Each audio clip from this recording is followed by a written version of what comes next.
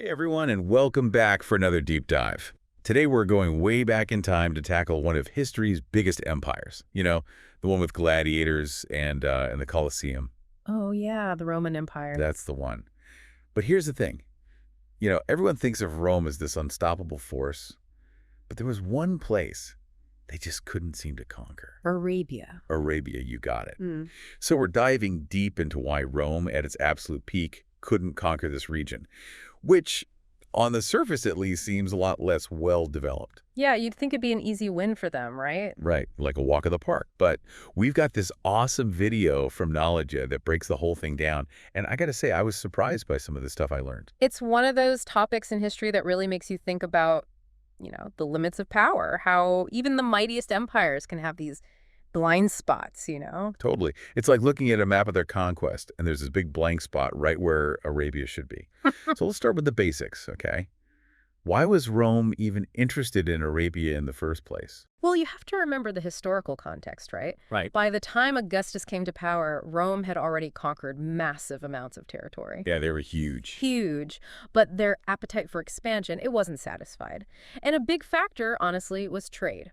Rome's elite, they were crazy about luxury goods from the East. So they wanted all the good stuff. All the good stuff. Silks, spices, like the pepper you probably have in your kitchen right now, cinnamon from India, and all of that. Arabia was the key. So it was all about controlling those trade routes, kind of like the ancient Silk Road, right? Exactly. Control Arabia, and you control the flow of all those high-demand goods.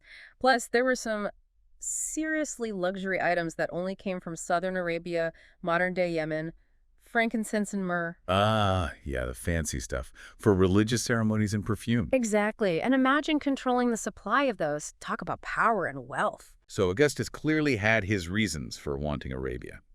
Okay, so take us back to Rome's first big attempt to conquer this region. The video mentions a campaign led by a guy named Gallus, right? What happened there? Yeah, Aelius Gallus, Roman governor. Picture this. It's 26 BC. Augustus is feeling super confident, right? He sends Gallus with a legion, 10,000 soldiers, to go secure southern Arabia. On paper, slam dunk. But you know how history works? Rarely goes as planned. Oh, I'm sensing this doesn't end well. Not even close. It's actually known as the Gallus disaster for a reason. Augustus, he made a classic mistake. He underestimated Arabia. In what way? Well, he thought no central government, no standing army, easy peasy, right? He totally missed the unique challenges of Arabia, the environment, how tough the Arab tribes were. Okay, but 10,000 Roman soldiers, that's a lot of manpower, even for a tough environment. Oh, it gets worse. They relied on this Nabatean guide, Sylleus. Let's just say he wasn't exactly trustworthy. Led them on a death march through the desert, basically. Purposely messing with them, making the journey way longer, lying about water sources. That's brutal. Right.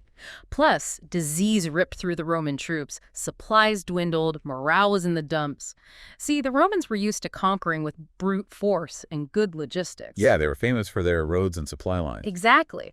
But the Arabian desert, totally different beast. Scorching heat, huge distances, no reliable water.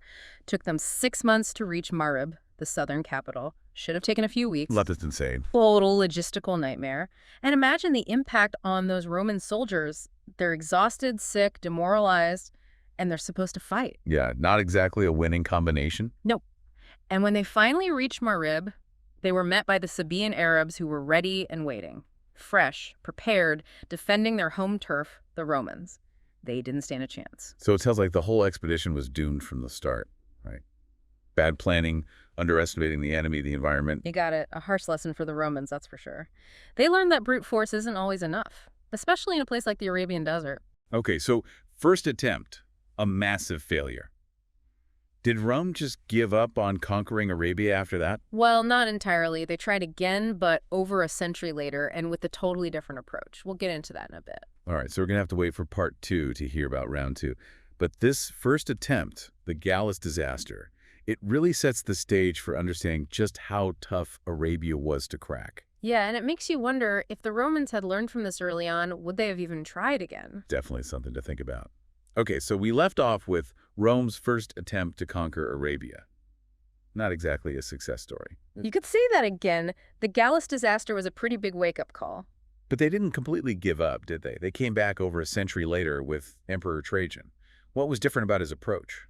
Well, Trajan was known for being, a bit more strategic, less about brute force and more about careful planning. So did he learn from the mistakes of the past? He definitely did. Instead of going straight for southern Arabia, he set his sights on the Nabatean kingdom in the north. So different target altogether. Yeah, and it was much more practical. Rome already had troops stationed in nearby provinces like Syria and Egypt, which made the logistics a whole lot easier. So they were playing to their strengths this time around. Exactly. And they were definitely more cautious, taking into account all those lessons from the Gallus disaster. So did this new strategy work? It did. They successfully annexed the Nabatean kingdom and established the province of Arabia Petraea, which gave them control of some key trade routes and a good chunk of revenue. Okay, so success in the north. But here's the question that's been bugging me. Why stop there? Why not keep pushing south and take the whole peninsula? Well, it's not quite that simple. There were a lot of factors at play. Okay, so let's break it down then. What were the biggest obstacles standing between Rome and total Arabian conquest? Well, one big one was overextension. By this point, the Roman Empire was massive. Think about it. They were managing territory from Britain all the way to Egypt. Yeah, they had a lot on their plate. And adding Arabia, especially with its, difficult terrain and the fierce resistance they knew they'd face, that would stretch their resources even thinner. It's kind of like when your to-do list is already a mile long and someone asks you to take on one more project. Yeah. At some point, you got to say no. Exactly. Yeah. Imagine trying to run an empire that size and then adding on the logistical nightmare of Arabia. They were already dealing with rebellions, border disputes, keeping an eye on the Persians. It does make you wonder if they had just focused on consolidating what they already had. They might have been better off in the long run, who knows? But there's another big factor, too. The Arabian tribes themselves. They were tough and adaptable. We've talked about the desert being a challenge for the Romans, but was it also a strength for the Arabs? Huge strength. They were masters of desert warfare, mobile, knew the terrain like the back of their hand, experts at those hit-and-run tactics that just wore down the Roman legions. So even with Rome's military might, it wouldn't have been a quick or easy victory. Not even close. And remember the logistical challenges of the desert. Those played right into the Arabs' hands. The heat, the lack of water, the sheer distances involved. All of it. A nightmare for a traditional army like Rome's. Okay, so we've got overextension, logistical headaches, and the tenacious Arabian tribes. Anything else? Well, there's one more factor to consider, though it wasn't really a factor during Rome's early attempts: the rise of Islam in the 7th century AD. Yeah, that definitely changed the game in the region. Massively. Yeah. By that point, the Roman Empire was already, not what it used to be. They were dealing with internal struggles, pressures from all sides. The Byzantine Empire, the eastern half, they were dealing with the plague, conflict with the Sasanian Empire. It was a lot. And then boom, you've got this new dynamic force on the scene, Islam. Right. And the Muslim conquests, they spread like wildfire. They took over huge swaths of the Middle East, including parts of Arabia that Rome had once controlled. So it was kind of a perfect storm for the Romans, wasn't it? They were weakened, overstretched, and now facing this new power that was united and very familiar with the Arabian terrain. Yeah, exactly. The Muslim armies were also really well led by commanders like Khalid ibn al-Walid, known for his brilliant tactics. And they were fighting for a cause they believed in, which gave them a huge advantage.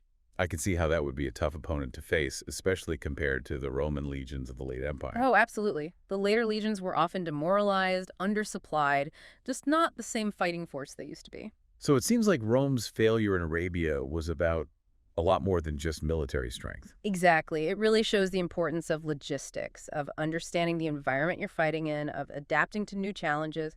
And it also highlights the fact that, even the most powerful empires, they have their limits. Yeah, it's a good reminder that nothing lasts forever. Even the mightiest empires eventually fall. It's true. And sometimes it's not about winning every battle, but knowing when to focus your energy elsewhere, knowing when to adapt. So Rome never conquered all of Arabia, but they weren't completely unsuccessful either. They did control parts of the region for centuries.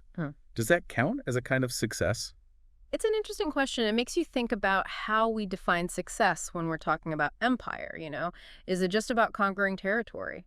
Or is it also about influence, about trade, about cultural exchange? That's a great point. Maybe Rome's failure in Arabia actually pushed them to focus on other areas, develop new strategies, and ultimately shape history in ways they never even imagined. Right. It's a good reminder that what looks like a failure on the surface can sometimes lead to unexpected successes. Well, this deep dive has definitely given me a lot to think about. But before we wrap things up, I'm curious, what can we learn from this story about Rome and Arabia, today in the 21st century? Yeah, it's wild how something that happened so long ago, I mean, we're talking ancient Rome, can still feel so relevant. Oh, totally. And it's not just about emperors and legions and all that, the themes that come up, this idea of overextension, of really understanding other cultures, adapting to new situations. These are things we deal with all the time. You're totally right. It's like even today we see countries struggling with overextension. Maybe not always militarily, but economically, or even in how much influence they try to have. Yeah, and it's like how the Romans had trouble really getting the Arabian culture, the environment. We see that now, too. Misunderstandings between cultures, not respecting local customs. It can cause all sorts of problems. Big problems, whether it's, countries dealing with each other, businesses trying to work together, even just everyday interactions between people. Right. So what can we learn from all this, even if we're not, trying to build an empire? Right. What's the takeaway for us regular folks? Well, for one thing, I think it reminds us that ambition is important, but knowing your limits is just as important, right? Just because you can do something doesn't mean you should. That's deep and so true. Sometimes the smartest move is to focus on what you're already doing well and not spread yourself too thin. It's easy to get caught up in wanting more, Yeah. More stuff, more status, trying to do a million things at once. Oh, yeah, for sure. But this story kind of shows us that sometimes less is more. Definitely. And another thing is, it really highlights how important context is. Remember how the Romans messed up partly because they underestimated the environment? They didn't understand the people they were fighting. Yeah, they thought they could just march in and take over. Exactly. So we have to be aware of all those cultural factors, social things, even the environment when we're making decisions. It's like, don't judge a fish by its ability to climb a tree, right? Yeah. You got to understand the whole picture before you jump in. For sure. And last but not least, this story really shows us how important it is to be able to adapt. The Romans were able to build this huge empire because they were willing to learn from their mistakes and try new things. Yeah. And sometimes they had to change course completely. That's got to be one of the most important skills to have, especially these days when everything's changing so fast. Being able to adapt to new situations, learn from setbacks, it's huge. Couldn't agree more. So thinking about this whole story of Rome and Arabia, it's not just ancient history. It's about human ambition, power, and the challenges of understanding different cultures and viewpoints. And it really makes you think about how we define success. Maybe Rome not conquering Arabia was actually a success in some ways. It's a great point. It forced them to adapt, they still got control of valuable trade routes, and they influenced the region for a long time, even without taking over every inch of it. And you know what's really interesting? It makes you wonder what would have happened if they had conquered all of Arabia. Oh yeah, that's a good one. Would their empire have lasted longer? Would it have changed the spread of Christianity? Would Islam have even happened the same way? That is a seriously thought-provoking question. And speaking of thought-provoking questions, we've got one for all of you listening. We've explored why Rome couldn't conquer Arabia. The challenges, the resistance, all of that. But what do you think? If you were in Augustus's sandals, way back when, would you have tried to take over Arabia? Or would you have said, you know what, I'm good. Let's focus on what we've already got. It really makes you think about those turning points in history, how one decision can lead to a whole chain of events. Absolutely. Well, that's all the time we have for today's deep dive into Rome and Arabia. Huge thanks to Knowledge for their awesome video that sparked this whole conversation. We hope you enjoyed it, learned something new, and even got inspired to do some exploring of your own. Until next time, keep asking questions, keep learning, and keep those brains buzzing.